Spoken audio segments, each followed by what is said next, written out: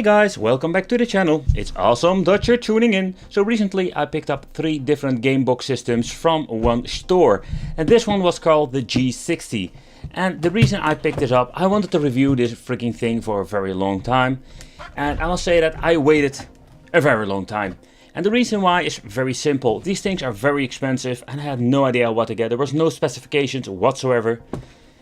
It came with a shitty remote, I can tell you that, like the most basic remote you can think of. Because this device, I can say, was quite of a disappointment. So the seller did warn me, like for this particular console, that it came only in the Chinese language. So yeah, it's going to be a challenge setting it up and what you can do with it. But I will show you with my capture card, of course. But let's check what's inside the box. Okay, so first of all, here we're going to get the game console itself, or the TV box. Let's remove the plastic. Fantastic.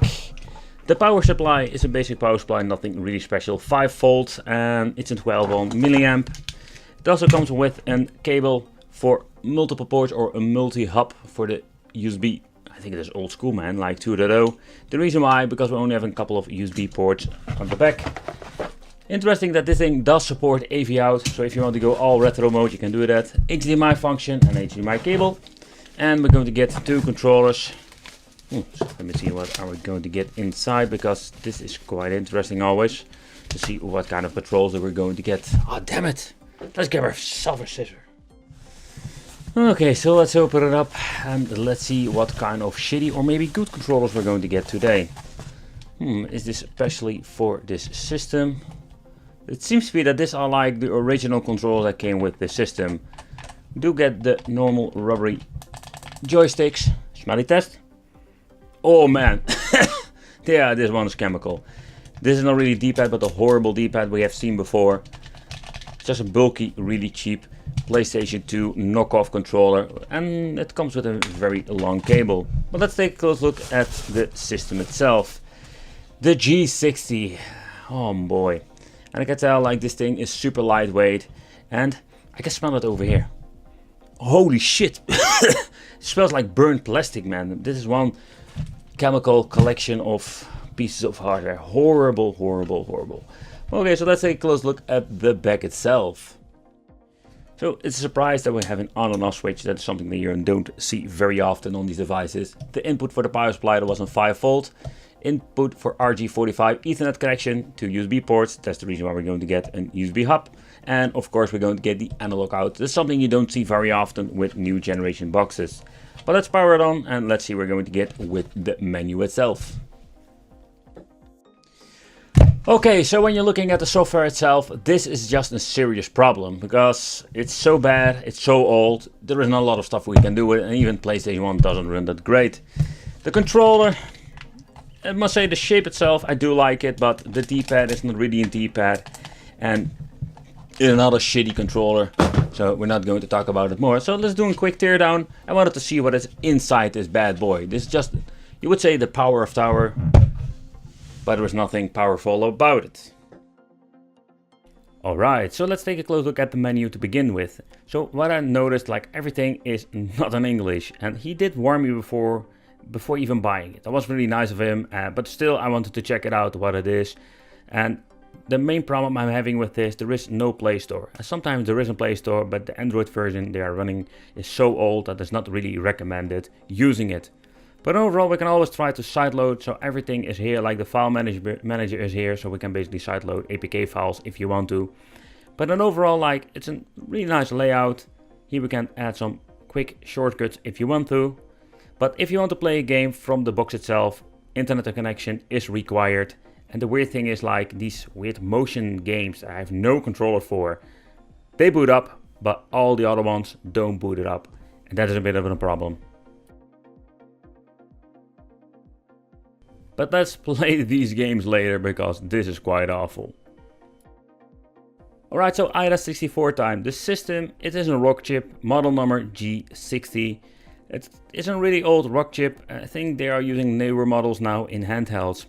But then overall what we're going to get is an ARM Cortex A7 only in 1 GHz. Holy crap, that is really slow. Like the typical machines are running on 1.5. And Mali 400 MP. Nowadays we're having around Mali 450 with the Super Console X, and here we're having the option. This is a rooted device, but Android version 4.4.4. So that is really old, prehistoric, old. So even if you're going to manage to install an 8-bit or 16-bit game, it will run just fine on this piece of hardware, simply because this is an old piece of hardware, but it is still capable of running these old two-dimensional games. But when you're looking at the device and you play some two-dimensional games, it will run just fine. But installing it is the biggest problem, I can tell you that. But installing pieces of software in this is just a freaking nightmare, because especially it's a really old Android version. And you will notice when you're trying to get some higher end stuff to run, it will not run great.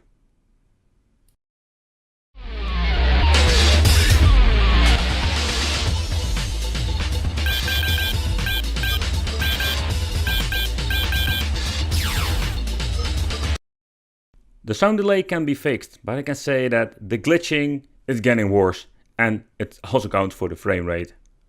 Round 1. Fight!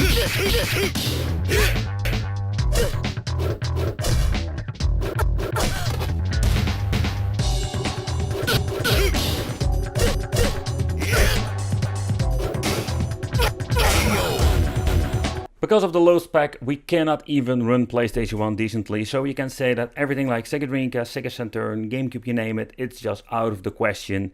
In my opinion, this box is pretty damn pointless, especially nowadays that we're having so many options when it comes to low-end stuff. Because Super Console X or another device that is not expensive can run PlayStation 1 just fine.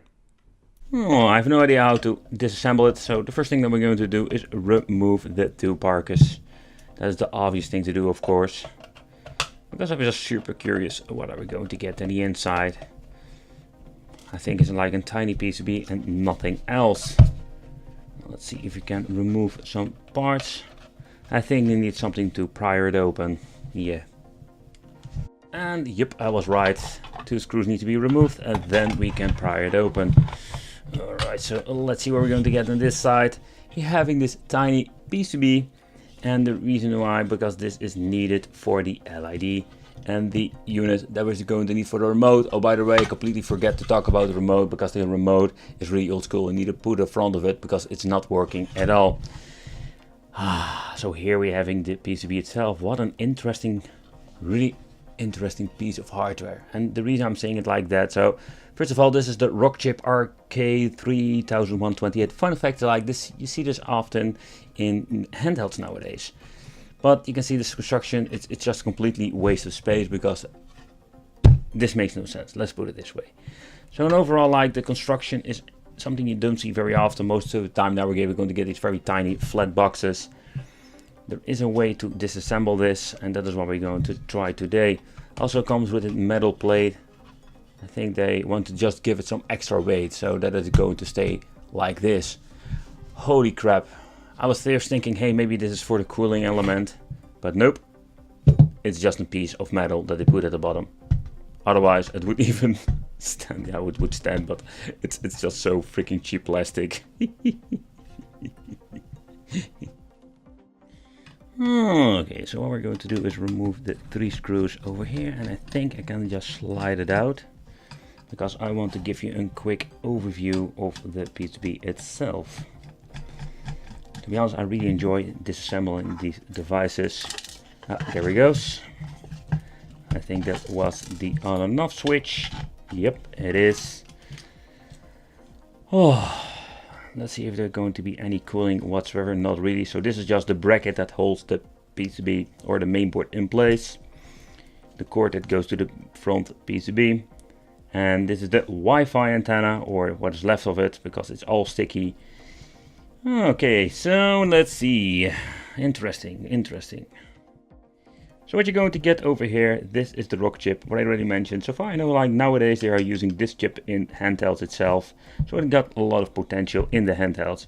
I think this is just an issue of having horrible pieces of software running on this hardware. Here we're going to get the RAM chips in total. I think if I recall it correctly, it was 1 GB. Here we can see the production date.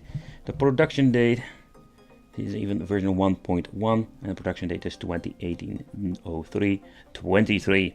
So this is just a really prehistoric piece of technology already. So when making this video, this thing is freaking 3 years old, a little bit more than 3 years. So that's it, folks. That's what you're going to get in the inside. There's not even cooling on it. It's just one freaking joke if you ask me.